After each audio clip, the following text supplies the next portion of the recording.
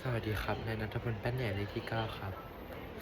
หมู่ 1 H ไฮโดรเจน L I ลิเธียม N A โซเดียม K โพแทสเซียม R บิริเลียม C S ซีเซียม F R แฟนเซียม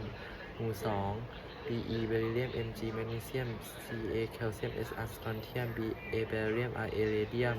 หมู่ 3 B โบรอน A L อลูมิเนียม G A แกลเลียม I N อินเดียม T L เทลเลียม N H นิวโทเนียม หมู่ 4 C คาร์บอน S I ซิลิคอน Ge เจอร์มาเนียม Sn ทีน Pb เลด Fl เฟลูเวียม หมู่ 5 N ไนโตรเจน P ฟอสฟอรัส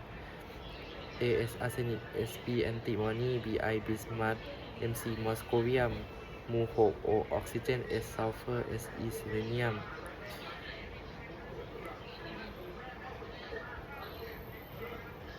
T อีเทลเลียม Po โพลูเนียม Lv ลิเวอร์โมเรียม หมู่ 7 F ฟูอารีน Cl คลอรีน Br โบมีน I ไอโอดีน At แอทาทีน Th เทนเนสซีน หมู่ 8 He ฮีเลียม Ne นีออน Ar อาร์กอน Kr คริปตอน Xe ซีนอน Rn เรดอน Og ออร์แกเนซอนธาตุทรานซิชัน Sc สแกนเดียม Ti ไทเทเนียม V วานาเดียม Cr โครเมียม Mn แมงกานีส